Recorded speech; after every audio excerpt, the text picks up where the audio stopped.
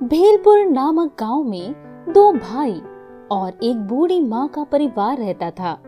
दोनों भाइयों में सुरेश छोटा था। बड़ा भाई मोहन बड़ा ही चालाक था।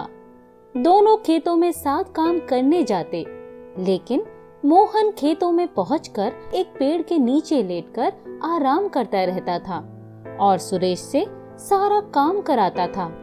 अरे इतने धीमे धीमे क्यों काम कर रहा है? आज ये पूरे खेत में खड़ी फसल काटनी है तुझे। जी भैया, मैं काट दूंगा। हाँ, तुझे ही काटनी है। जल्दी जल्दी हाथ चला। ये बोलने के बाद मोहन आराम करने लगता है। कुछ समय बाद, भैया उठो, घर चलते हैं। खेत में खड़ी सारी फसल मैंने काट दी है।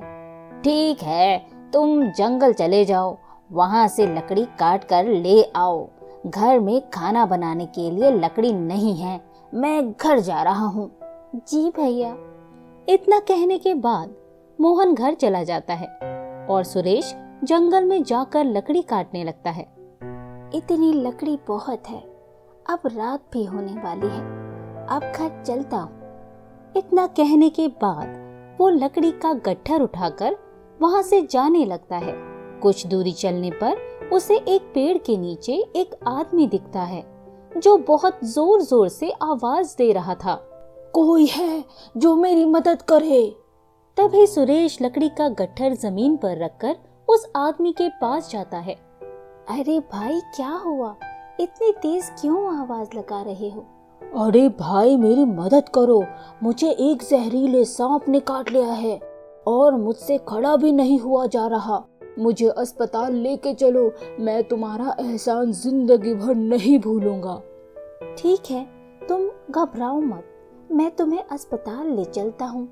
इतना बोलकर सुरेश उस आदमी को जल्दी से अस्पताल छोड़ाता है और वापस जंगल की ओर अपनी लकड़ी का गट्ठर लेने के लिए जाता है। लेकिन वहां पहुंचकर वो देखता है कि लकड़ी का गट्ठर वहां नहीं है। ये देखकर वो बहुत दुखी होता है और सोचता है, अब मैं क्या करूं? भैया बहुत गुस्सा करेंगे। जिस पेड़ के नीचे सुरेश बैठा था, उसी पेड़ पर एक जिन रहता था। जिन पेड़ के ऊपर से सब कुछ देख रहा था। ये सब देखकर जिन से रहा नहीं जाता। वो सुरेश के सामने जाता है। तुम बहुत अच्छे आदमी हो। मैंने देखा कि कैसे तुमने उस आदमी की मदद की। मैं तुम्हारी इस उदारता से बहुत खुश हूँ। तुम्हारी इस उदारता के लिए मैं तुम्हें कुछ देना चाहता हूँ। ये जादुई पेन लो। तुम इस जादुई पेन से जो भी लिखोगे वो चीज तुम्हारे सामने आ जाएगी। और हाँ, तुम मुझसे वादा करो, तुम इसके बारे में किसी को नहीं बताओगे। ठीक है, मैं वादा करता हूँ, मैं इसके बारे में किसी को नहीं बताऊंगा। ये कहकर जिन उसे जादुई पेन दे देता है और वहां से गायब हो जाता है। सुरेश जादुई पेन पाकर मन ही मन बहुत खुश होता है। चलो इस जादुई पेन से कुछ बना के देखते हैं। फिर वो एक पेज पर अच्छे अच्छे व्यंजन लिखता है और सारे व्यंजन उसके सामने आ जाते हैं। वहीं दूसरी तरफ मोहन, देखा माँ, रात हो गई लेकिन सुरेश अभी तक घर नहीं आया। कहीं दोस्तों के साथ घूम रहा होगा। नहीं बेटा, हो सकता है वो कहीं किसी काम में फंस गया हो। इतने में ही सुरेश वहां आ जाता है। कहाँ रह गया था और तेरे हाथ में ये क्या है? कुछ नहीं भैया, मुझे रास्ते में एक सेठ मिल गया था। वो मुझे अपने यहाँ काम पर रखना चाहता है और वो मुझे काम के बदले अच्छी पगार देगा। अब आपको खेतों पर भी नहीं जाना और ना ही कुछ काम करना है। अब से मैं सब कुछ संभाल लूंगा। ये लो माँ, मैं खाना लेके आया हूँ, इसको थाली में लगा दो। इतना बोलकर सुरेश वहां से चला जाता है।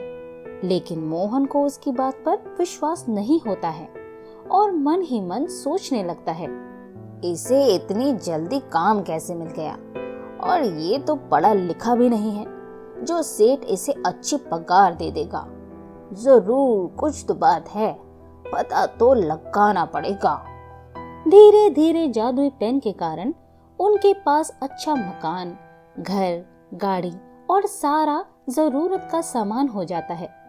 लेकिन मोहन के दिमाग में वही बात चल रही थी।